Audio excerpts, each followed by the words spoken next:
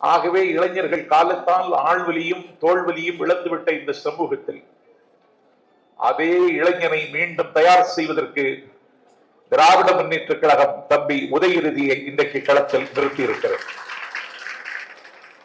ஒரு முக்கியமான கடமை, காலத்தீயில் கருகி போகாத இந்த லட்சியங்களை அடுத்த தலைமுறைக்கு மடை மாற்றுவதுதான்.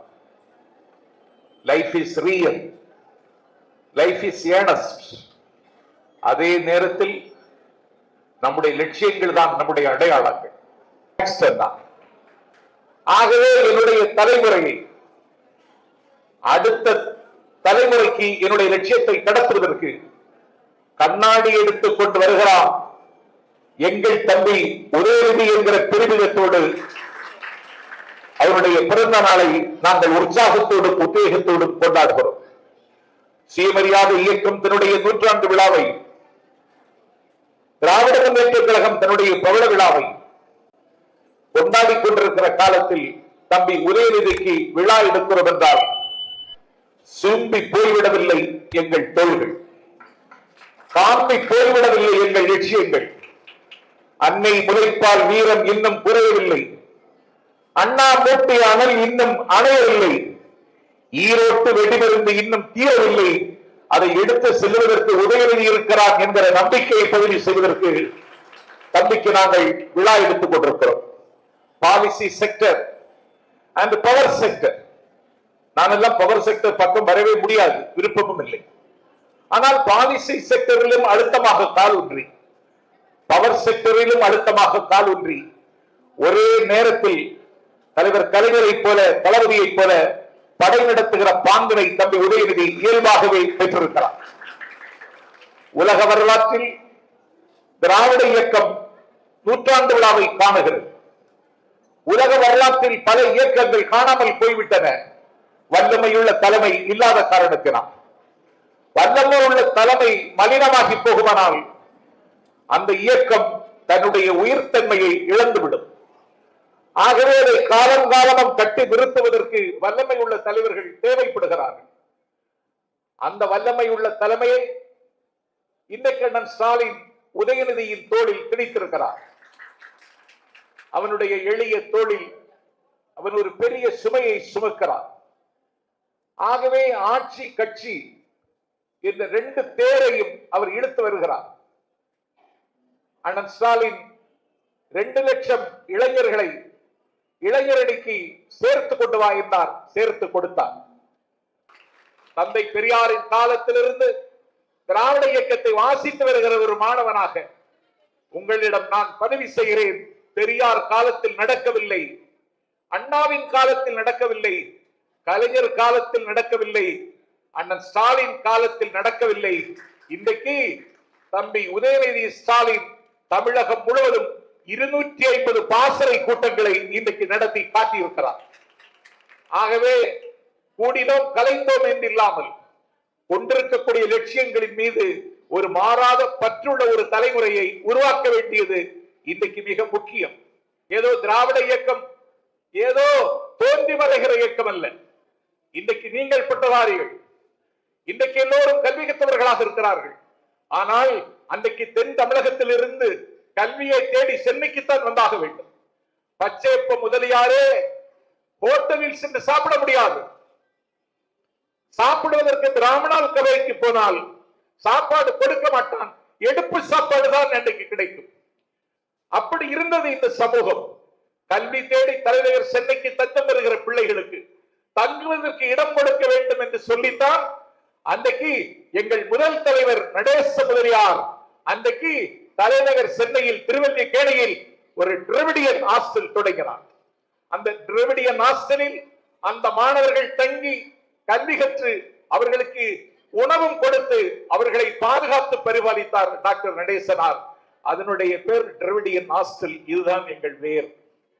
ஒன்றை சொல்லுகிறேன், அந்த திராவிட ஹாஸ்டலில் படித்தவன் தான் இந்தியாவினுடைய first finance minister doctor RK. Shanmugam Chettiar Dravidian ஹாஸ்டலில் படித்தவர். இந்த இயக்கத்தின் வரலாறு இன்றைக்கு இருக்கிற தலைமுறைக்கு சொல்லியாக வேண்டும். முதலமைச்சர் என்கிற தங்கமகுடத்திற்காக அல்ல, 1916 1 கோடி ரூபாய் செலவழித்தார் வெள்ளுடை வேந்தர் சர் பி டி தியாகராயர். அவர் அணிகின்ற வெள்ளை துணி வெளிநாட்டில் இருந்து இறக்குமதி செய்யப்பட்டது. 8 குதிரை பூட்டிய சாரட்டு வண்டியில் சென்னையில் அவர் பவனி வருவார். திராவிட இயக்கம் வருவதற்கு முன்னால் கற்புக்கரசி யார் என்று கேட்டால் பாஞ்சாலி என்றுதான் சொன்னார்கள். திராவிட இயக்கம் வந்ததற்கு பிறகுதான் கற்புக்கரசி யார் என்று கேட்டால் கண்ணகி என்று வழிமொழிந்தார்கள். திராவிட இயக்கம் வருவதற்கு முன்னால் வீரர்கள் யார் என்று கேட்டால் அர்ஜுனனைத்தான் சொன்னார்கள். திராவிட இயக்கம் வந்ததற்கு பிறகுதான் வானமண்டலத்தில் மின்னும் நட்சத்திரங்களை கூட வில்லால் வீழ்த்துகிற வல்லாளன் வல்வில் லோரியை சொன்னார்கள். திராவிட இயக்கம் வருவதற்கு முன்னால் கொடைவள்ளல் யார் என்று கேட்டால் கர்ணனைத்தான் சொன்னார்கள். திராவிட இயக்கம் வந்ததற்கு பிறகுதான் கொடைவள்ளல் யார் என்று கேட்டால் கடையேழு வள்ளல்களை சொன்னார்கள்.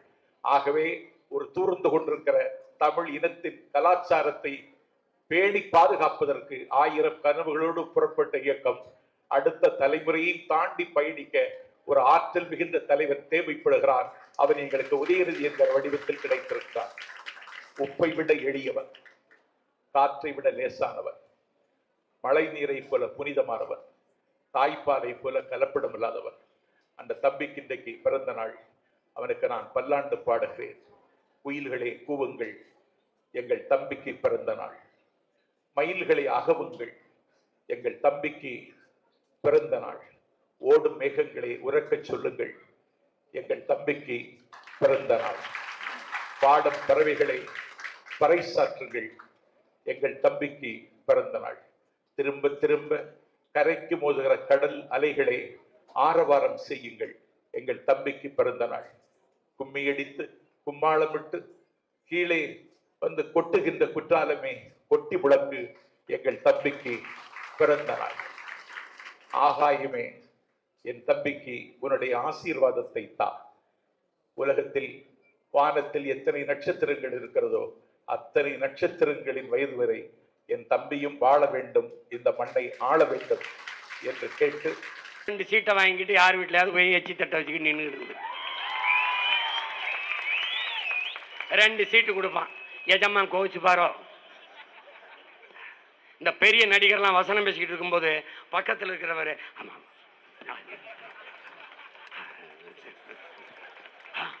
இப்படி பார்த்துருப்ப. நீ என்ன பாரு பாரு பின்னாடி இருந்து இப்படி இது. எங்கள் அண்ணன் சத்யராஜ் மட்டும் தலைவர் எனக்கு வசனம் இல்லை இல்லை என்னை தவிர்த்துருங்க, ஏன்னா அவர் நடிக்கும்போது நான் மண்டை மண்டி ஆட்டிகிட்டு இருக்க முடியாது பாப்ல. ஆனால் இப்போ நிறையா பேர் அவரும் சேர்த்தா மண்டை மண்டி ஆட்டிகிட்டு இருக்காப்ல. ஐயோ ஐயோ ஐயோ. அப்போ அந்த மாதிரி என்ன ஆயிருது, அந்த நிலைமை நமக்கு வந்துடக்கூடாது. அங்கே போய் நின்றுக்கிட்டு இருப்பான், நம்ம அப்படி போய் ஐயோ அப்படியா பேசமாக கோச்சு பாரு, சீட்டு கொடுப்பாரோ இல்லை ரோட்டில் விட்டு போயிடுவாரோ. ஒத்த சீட்டுக்கு அவன் என்ன கத்துறான் நான் பார்க்குறேன். அப்போ மொத்த சீட்லையும் போட்டிடுறேன். நாங்கள் என்ன கற்றுக்கத்தணும், என்ன கற்றுக்கத்தணும்?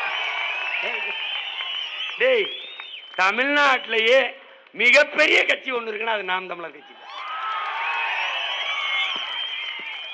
இந்த திமுகவின் உதயசூரியன் எல்லா பேட்டிலையும் இருக்காது, அதிமுகவின் ரெட்டலை எல்லா பேட்டிலையும் இருக்காது, பிஜேபியின் தாமரை எல்லா பேட்டிலும் இருக்காது, காங்கிரசின் கை எல்லா பேட்டிலும் இருக்காது.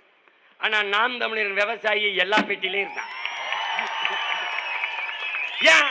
அவன் தான் இங்க இருக்கிறதுலே பெரிய கட்சி, பெரிய கட்சி, பெரிய கட்சி. அவன் ரொம்ப பெரிய கட்சி. நீ பார்த்துக்கிட்டே இருக்கு. முன்னாடி நம்ம சின்ன எங்க இருக்குன்னு தேடணும். 7வது பெட்டியா, 4வது பெட்டியா, 8வது பெட்டியா, செத்தா அந்த வாட்டி முதல் பெட்டியிலே வைக்கணும். அவன் சின்னம்லாம் தேட வேண்டியதில்லை. இந்த இருக்கு சீமா மூஞ்சின்னு குத்திடுவான், அவ்வளோதான் குத்திடுவான்.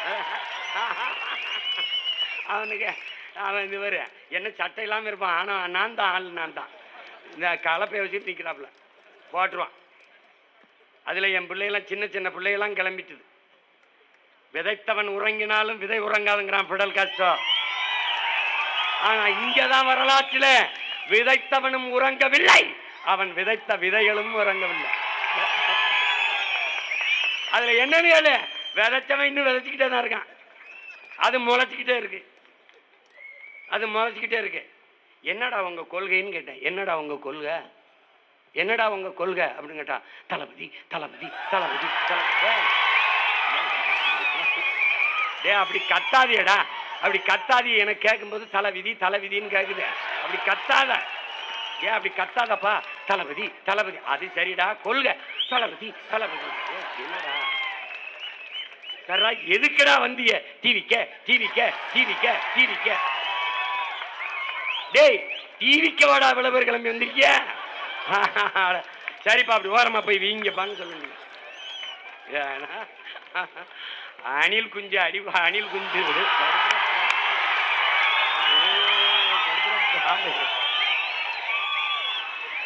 அது புலி வெறி கொண்டு வேட்டையாடி போகும்போது குறுக்கு மறுக்குமா ஓடும்.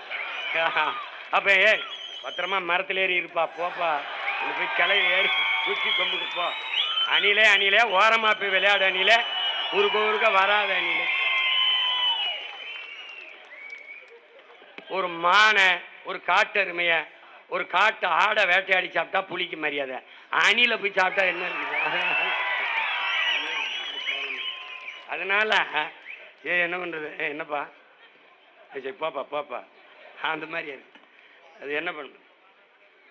யானை படுத்துட்டா எலி ஏறி ஏறி விளையாடுமா, அது மாதிரி என்ன ஒண்ணு நடக்குது, ஒண்ணு நடக்குது. நினைச்சுக்கிட்டு இருக்கான் தம்பி. நான் மறுபடியும் சொல்றேன், சிவன் ஆட்டத்தை நீ சினிமாவில் பார்த்துருப்ப, ஆனா நீ இந்த சீமான் ஆட்டத்தை பாப்பா பாரு. நீ இந்த 4 மாசத்துல மொத்த ஆட்டத்தையும் என் பக்கம் திருப்பல. நான் பிரபாகர மகன். நான் எனக்கு தூக்கம் வரல. அப்ப ஒரு முடிவெடுத்தேன், நம்ம எவனையும் தூங்க விடக்கூடாது. என்ன கேட்கிறான், என்னென்ன 3 மணிக்கு 2 மணிக்கெல்லாம் அந்த தன்விவர படத்துல வச்சுக்கிட்டே இருக்கீங்க, தூக்கம் வரமாட்டேங்குது. அதனால எவனையும் தூங்க விடக்கூடாது, எவனையும் தூங்க விடக்கூடாது. போட்டு அவனை என்னைய அங்கு போய் நின்றுக்கவல, இங்கே போய் பண்ணிருக்கவல. இப்ப பாரு என்னென்ன சேட்டை பண்றேன்னு பாரு. அவன் தப்பிக்க முடியாது தம்பி. இப்ப போட்டு காட்டுறேன் பத்தில, இதே மாதிரி நீ என்கிட்ட தப்பிக்க முடியாது. நான் எப்படி வேலை கொடுப்பேன், போட்டு காட்டு இந்த வேலை கொடுப்பேன் பாரா. டேய் பள்ளிக்கூடம் எப்படி நடத்த பாரா, எப்படி நடத்துவேன் பாரா, எப்படி இருக்கும்? ஆமாடா டேய் அண்ணன் சொல்லி நல்லா இருக்குடா. நீ என்கிட்ட நகர முடியாது ராஜா.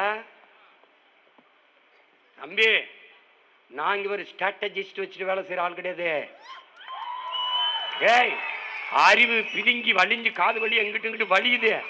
இதுக்கே கை துண்டை வச்சுங்க தொடச்சுக்கிட்டு இருக்கேன். தம்பி ஒரு படையை தலைவன் வழி நடத்தினால் அந்த படை சரியா இருக்கும். தலைவனையே ஒரு படை வழி நடத்தின்னு வச்சுக்க விளங்காது. புரியுதா? ஒரே தலைவன்டா உலகம் மிரல்கிற பயப்படுகிற படை நடத்தினான். அவன் மகன் ஒன்னும் கிடையாது. எனக்கு பணம் கிடையாது, ஒன்றும் கிடையாது. ஸ்ட்ராட்டஜிஸ்ட், ஆலோசகர், அட்வைசருக்கு ஒன்றும் கிடையாது. ஒரே ஆள் தான். இந்த சூருட்டியா நான் தான் வடிவமைக்கிறது. இந்த கோனேரி கோனு நான் தான். எல்லாம் நான் தான், எல்லாம் நான் தான். அதனால நீ தப்பிக்க முடியாது. இங்க பாரு, இது பிரபாகரன் துவக்கிலிருந்து வந்த தோட்டாங்கிறத மட்டும் கவனிச்சுக்க. எப்படி வெடிக்கும், எங்க வெடிக்கும், எந்த இடத்துல வெடிக்கும், எதுக்காக வெடிக்கும் எவனுக்கும் தெரியும், எனக்கே தெரியும். அரிக்கும்டா போயிட்டே வேலை எடுறா தூக்குடாங்க. இந்த பெரியார்னு ஒருத்தர் இருக்கார்ல, அவர் அட்ரா போட எப்படி அடிக்கிறது? உனக்கு உன் பாட்டை ஒருத்தர் பாரதின்னு அவனை வச்சு அட்ரா. டேய் இந்த மாடை தொடுறா, ஆடு மாட்டை தொடரேன் பாடுறா. இப்ப பாடுறா, சொந்த நிலத்தில் அகதியாகும் தமிழர்கள் போடுறேன் பாரா. 23 கூட்டம் போடுறேன் பாரா. செத்தானி உனக்கே பயம் வந்துடும். ஆஹா நம்மளை முடிச்சுட்டாங்க பொறுக்கு. அவ என்ன பண்ணுவா? வருவேன் நேரம் எங்கே வருவேன், விளக்கு எங்கிருக்கோ அங்க விட்டில் பூச்சி வர்ற மாதிரியே. சீமா எங்கடா இருக்கான்? அடி பீகாரியம் அடிச்ச உடனே ஐயோ சீமான கூப்பிடு, வீடு ஐயோ சீமான கூப்பிடு, நிலத்தை ஐயோ சீமான கூப்பிடு. ஓட்ட அவனுக்கு போட்டுறது, என்னைய ரோட்ல போட்டுறது. மனு கொடுக்க நானு, கண்ணீர் துடைக்க நானு, தோல்ல சாஞ்சு அழுகிறதுக்கு நானு, ஓட்டு மட்டும் அவனுக்கு. இந்த வாட்டி போட்டா அவ்வளவுதான், அவ்வளவுதான், அவ்வளவுதான். அதனால விடுறதா இல்லை. நீ பாரு, நீயே பாரு, என்னடா அந்த ஆள் செய்யறாப்ல, எதை செய்யறாப்ல. அவன் மாடோட பேசிட்டு இருக்கான். அமெரிக்க பல்கலைக்கழகத்தில் பேராசிரியர் பேசுறான், யாரா இந்த ஆளு அப்படின்னு. தம்பி, நான் ஒரு ஓரத்தில் மதுரையில் பேசுறேன்னு நினைக்காத தம்பி. நேற்று சுதந்திர தின பேருரையை பிரதமர் பேசினதை பாரு தம்பி. தற்சார்பு பொருளாதாரம், கால்நடை விவசாயி, விவசாயியை கைவிடப்படாது. இதெல்லாம் யாரு? நம்ம ஸ்கிரிப்ட் தான் தம்பி, நம்ம ஸ்கிரிப்ட் தான். அங்க அங்க போகுது தம்பி. எப்படி அங்க வெடிக்குது பாத்தியா? அடுத்து மனு கொடுக்குறான். ஒன்னா வாரேன். ஏடா டே, ஆந்திராவுக்கு அந்த மாவட்டத்தை எழுதி கொடுக்க வாடா, பிரவாரம்